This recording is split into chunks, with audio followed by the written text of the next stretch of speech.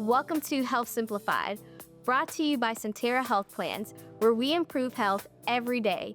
I'm your host, Zanola Smith. If you're new here, welcome.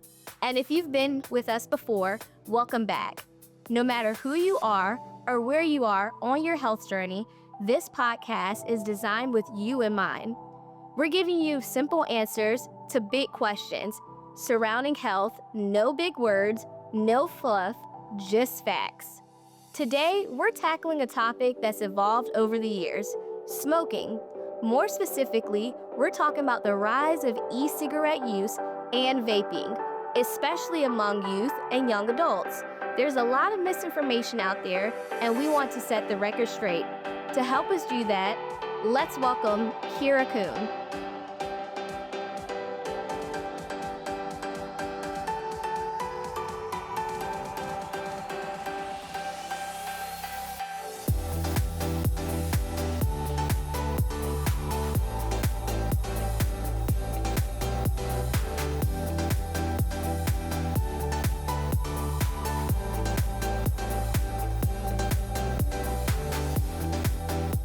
Okay, before we get into the facts, I'd love for people to get to know you a little bit better. So can you please tell us about yourself and what led you in the area of health and wellness? Yeah, absolutely. So I've been working in public health for about 20 years, and I didn't originally enter the public health world to work in tobacco cessation, but smoking, tobacco use is the number one cause of preventable death in the United States and in the world. So inevitably, when you're working in public health, you end up having a hand in that in some way. And there's a lot of ways that we, can control our health and well-being. There's some ways that we cannot, but there's many ways that we can. And tobacco use is one of those ways that, if you never start, you are so much better off. So I really felt passionate about helping people, one, never start using tobacco, but then two, linking them to the evidence-based resources to help them quit if they are using. And I'm really lucky at Sentara Health Plans. I have opportunity to develop programs and resources to help people quit and to link them to those resources and to help develop some processes to really link people to those resources to make them more accessible to everybody. Thank you. That's really important to make sure that it's accessible and people understand what e-cigarettes are and vaping. So as we're diving into this, can you kind of tell us if I'm someone listening in for the first time, I've never heard about e-cigarettes, I've never heard about vaping, I'm a parent or I'm a child listening, what exactly are these items? Because I know traditionally we know about cigarettes, but what is this new stuff that has came out? Yeah, it's such a good question because there are so many terms, words, things floating around regarding e-cigarettes that it can get confusing. So to sort of level set, I'll use the words e-cigarette and vaping and vape pretty interchangeably today, and they really are one and the same. So electronic nicotine delivery systems are the umbrella term. So the acronym is ENDS, E-N-D-S. That's the umbrella term for all things e-cig. So you might hear e-cigarette, e-cig, vaping, vape pens, mods, pods, all these different things, e-hookah. They pretty much are all versions of the same, which are devices that are heated by a battery. They are filled with liquid, and that liquid contains nicotine, which is the very highly addictive substance of tobacco. It contains chemicals, it contains flavors and sweeteners. When the battery heats that liquid, it becomes an aerosol, and the person breathes that in. These e-cigarettes, these vape pens, vape devices, they look like all sorts of things. They can look like a traditional cigarette, but they can look like things that you just have, regularly in your day-to-day life in your home. They can look like USB flash drives. Wow. They can look like pens. They can look like toys. So they can really clearly, hide in plain sight. But I think what's really important to know is that, these devices contain nicotine, which is the addictive substance of tobacco. And sometimes we don't know how much nicotine is in them. And oftentimes they contain a lot of nicotine, even as much as a full pack of cigarettes. That is such a good point that you hit on, because I think sometimes the misconception is that vaping or e-cigarettes do not contain nicotine. So today we are saying that it does contain it. It's always contained it. There's no right or wrong there, but it definitely contains nicotine. Yeah, the vast majority do. Yes. And there's no way to measure it. Is that what you said? Yeah, I mean, there's, you know, it's been said that sort of e-cigarettes are the wild, wild west of tobacco. You know, it's hard to know that how much nicotine is in them, and sometimes what's even marked on the device is incorrect. So, you know, measurements that have taken place have found very high amounts of nicotine in many of these devices. Wow, that makes a lot of sense because I guess if you look at a regular cigarette, they're pretty much standard size, but with these different components of the vaping and how you described they come in different packaging, it could just vary. So thank you so much for pointing that out. I think with the way that the world is going now, how do you think that shift changed from traditional cigarettes to, oh, now I want to do vaping or e-cigs? Yeah, so it's really interesting to see kind of looking back at the data and looking back at the years to see what happened. So, among teenagers and youth in the United States, traditional cigarette use peaked in the mid 90s, around 97, and there was about 27% of high schoolers were using traditional cigarettes at that time. Thanks to public health practices, measures, regulations surrounding smoke-free laws. Um, Regulations surrounding marketing towards youth that limited that, and with knowing more about the health consequences of smoking, traditional cigarette use started to decline. And tobacco industry took notice and developed a replacement product, and that was the e-cigarette. Now, these came onto the market about 2007 and exploded really quickly. People started to use them. In many instances, they were marketed towards youth. And if you look back in time to see how traditional cigarettes used to be marketed, you have a very good-looking, athletic-looking model that's smoking cigarettes. Same thing with e-cigarettes. If you were to put two ads side by side today, you likely wouldn't know which one is which, other than the fashion trends have changed a bit. So this was happening, and e-cigarettes really took over the scene and exploded in terms of people using, and especially teens and young adults using. What's really sad to me is if you look back at the statistics in the early to mid 90s, it was about 27% of U.S. high schoolers were using cigarettes.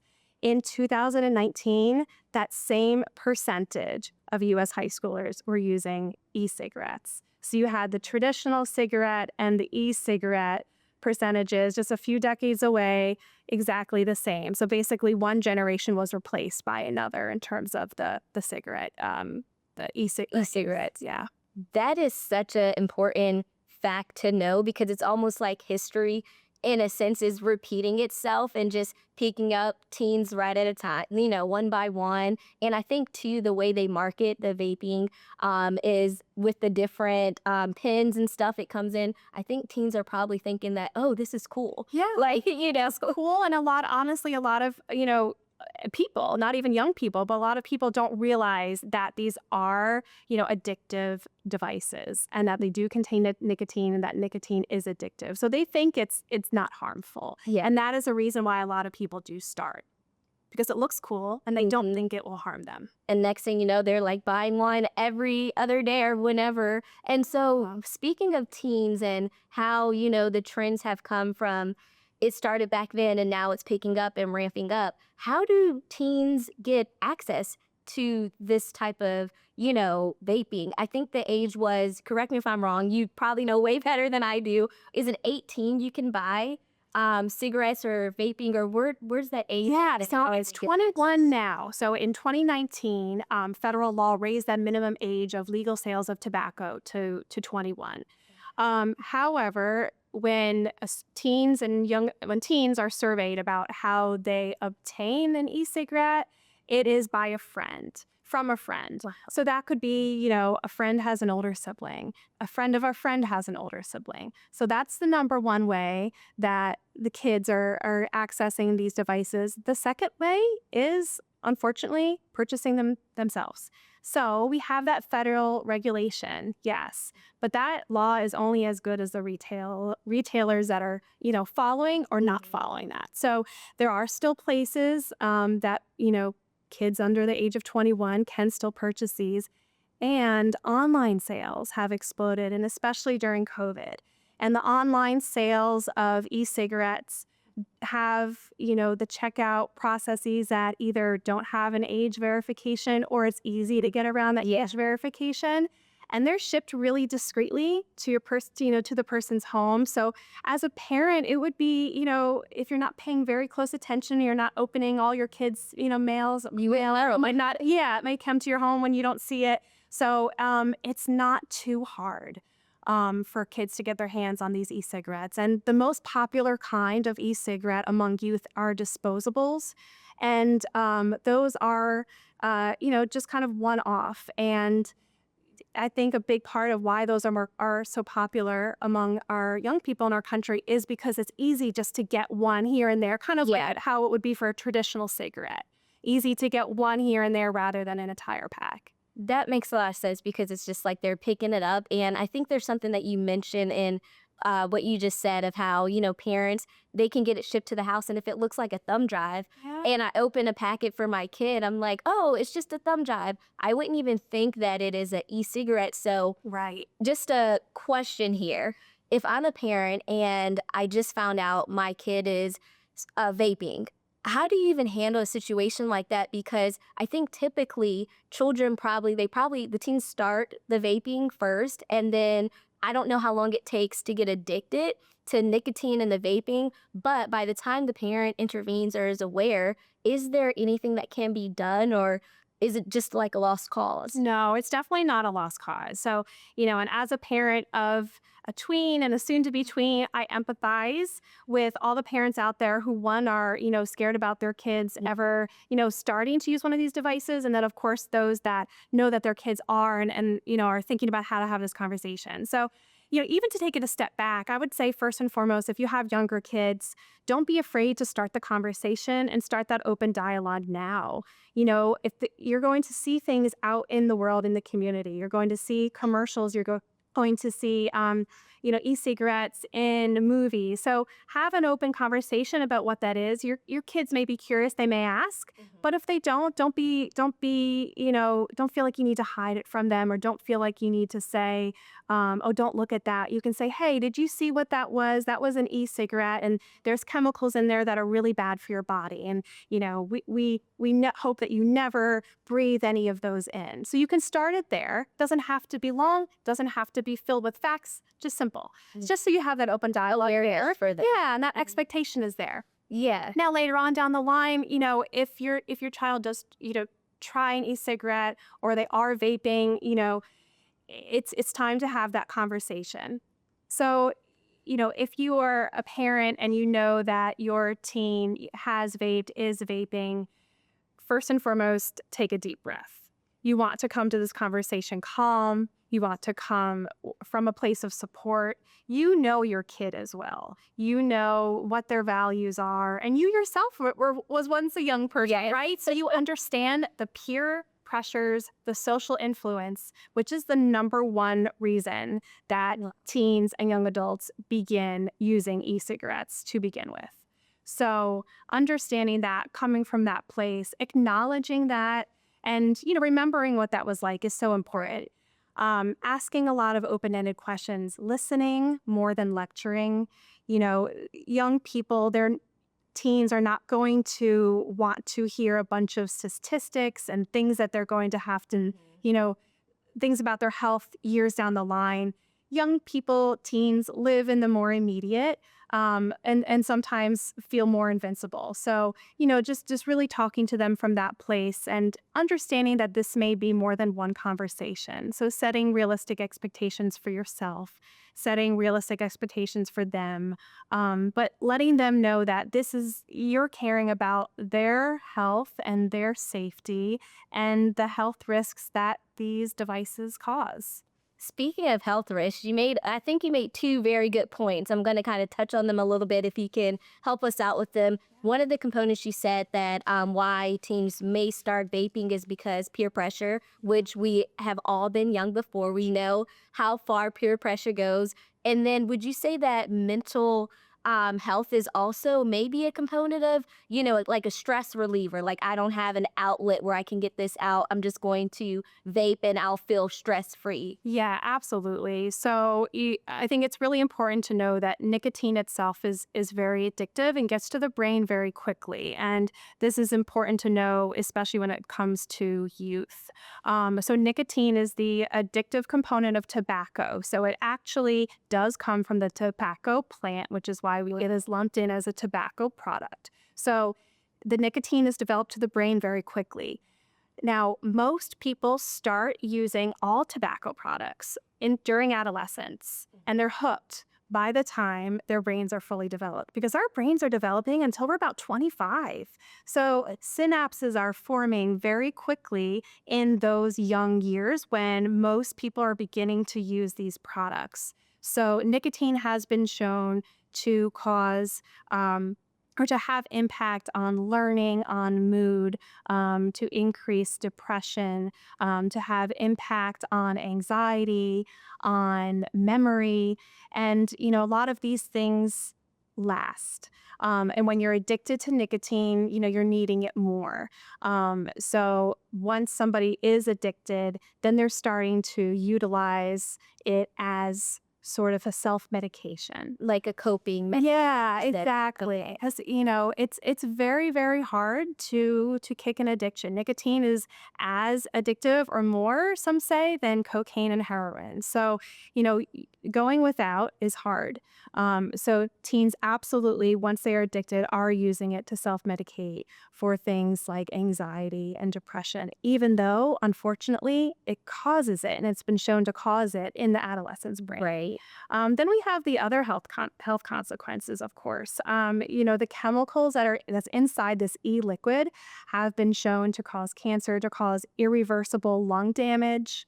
Breathing in the aerosol restricts blood flow. It tightens and narrows arteries, so it increases blood pressure, it increases heart rate, and it can lead to cardiovascular disease. So very real health risks. Yeah. Very real health risks. Some that are felt more immediately, and some that, honestly, these devices, these products are new. So long-term research hasn't been able to be done yet. So I'm sure there's more that we'll see down the line. But from what we do know, these aren't things that we want anyone to be breathing into their lungs. You make a lot of good points, especially when it comes to health risks. And I think all the parents out there are like, yes, I love the facts. Tell me about all the health risks. And then so I know that you just told me about some of the health risks from a high level perspective. But as a teen as well, what is, like, in layman terms, what are the health risks that I can be aware of where I'm like, I need to stay away from that? As a teen, like, it would make me stay away from it. Yeah. So, it can impact your breathing right away, especially if you're somebody who has asthma. So, absolutely, it's going to irritate your lungs. It's going to cause inflammation of your lungs, and it's going to worsen those asthma symptoms right away. And then any addiction is going to impact your life greatly. Vaping is now included in the smoke-free laws, which is great, but having something that you are, addicted to is going to impact your relationships and your life.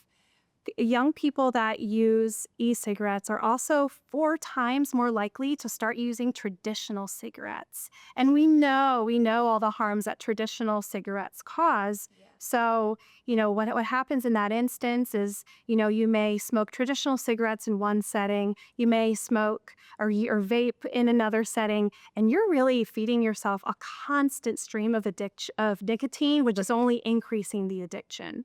And there's no separation between the two almost. And I like how you said that, traditional cigarettes are becoming interchangeable, or, when you're vaping, you almost shift to traditional cigarettes. So if we take it back a little bit, do you think that this is just some things that I've heard? I may or may not be correct. You're the professional, of course. Do you think that the idea behind vaping and e-cigarettes, the person who created this probably wanted to cut down on the use of cigarettes, or what made them, what do you think the mindset there was? Do you think they were trying to get rid of that addiction with traditional cigarettes, or? Well, definitely one of the misconceptions is that e-cigarettes can help somebody quit using traditional cigarettes, and that has not been found to be true. Because of many reasons, because of the dual use component, the fact that many people that begin to use e-cigarettes do end up using traditional cigarettes as well. So they're not quitting. Because vape devices and e-cigarettes, the nicotine in them is very high. It's not weaning you off easy, traditional cigarettes, the way that proven methods like nicotine replacement therapy and medications are. So the FDA have not found or proved that e-cigarettes can help somebody quit smoking, but that definitely was a marketing tactic when these were introduced. So not only were they introduced as, safer alternatives, but they were also introduced as a way to help you quit, and that just hasn't been found to be true. You have educated so many people out there, because I think that that was probably the biggest thing. Like, oh, I'm going to stop with my traditional cigarettes, maybe even save money and just start smoke vaping. But I'm so glad you cleared that up for people. And so now we're talking about like becoming addicted to nicotine. I don't know if a lot of people knew nicotine was in vaping or in the e-cigarettes and stuff. So let's say we've crossed that bridge where, someone's vaping now and they're now addicted to it. What are some of the withdrawal symptoms or things that one can look for or expect as like a teen, if I'm a teen going through it, or if I'm someone watching someone actively go through this? Yeah, so withdrawal symptoms are hard. Quitting using any tobacco product in itself is really hard. Like we said, nicotine is as addictive as heroin or cocaine. Most people that do quit successfully, and most people that want to do, but most people that do, it takes them sometimes the average of 7 attempts of trying to quit before they successfully do. So there's some things that you can do to set yourself up, right. And that is the tried and true best way to quit is utilizing counseling along with FDA proven or FDA approved medication and nicotine replacement therapy. Okay. Yeah, when you're working with a counselor, they will help you to understand and come up with a plan for what your personal triggers are, because it is personal to you.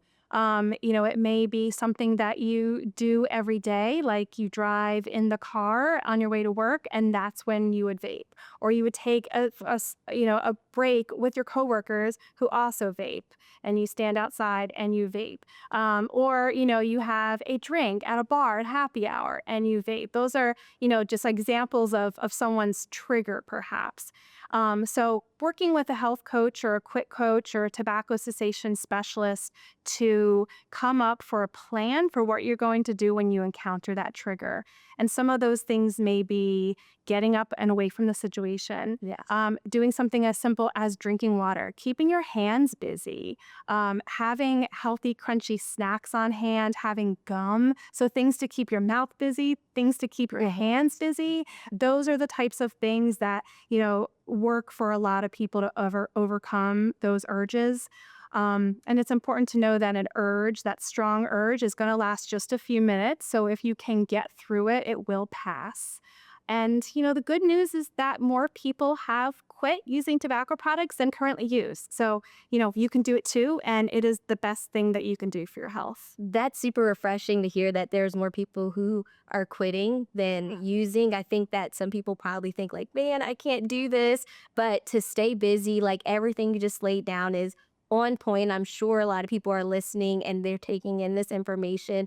And just on some of the withdrawal symptoms that they could experience, is that something like headaches or, Yeah. irritability? Yeah, absolutely. So headaches, irritability, having trouble sleeping, all those sorts of things. They're unique to individuals, but also we see a lot of common things as well. So Okay. yeah, absolutely. The same withdrawal symptoms that you're seeing from, somebody quitting using a traditional cigarette, similar to. It just Yeah, rolls right on over. absolutely. And I think if they know the withdrawals and then they could use, everything else that you talked about to help them get through it, like, hey, keep your hands busy, do this, do that. Right. That goes all together in one. But I think if they're unaware of what exactly is happening to their body, they probably just wouldn't do it. So if we're talking about awareness and withdrawals and everything like that, let's say if I'm to a point where I want to stop, Yeah. or, there's a parent who wants to help their child, what are some of the resources that, we can use to help these people, help our kids, or just help ourselves in overall? Right, absolutely. So, the best combination, like I said before, of quitting smoking is doing the best way to improve your chances of being able to quit successfully is using a combination of counseling and with NRT. Or nicotine replacement therapy or medications. One word on the nicotine replacement therapy for youth. So, the FDA hasn't approved NRT, nicotine replacement therapy, for people under the ages of 18. However, the American Academy of Pediatrics has put out a statement that says that NRT is still safer for youth and teens than using any tobacco product, including e-cigarettes. So working with a healthcare provider is really important because even if you are under 18, even if your child is under 18, you can work with a healthcare provider to come up with a plan utilizing NRT or medication, based on, the appropriateness of what the teen is using and how much they're using that can really help to take the edge off. And then we have such wonderful resources that are available. So our state quit line is available 24/7. You can reach them by calling 1-800-QUIT-NOW. They have a program specifically for teens.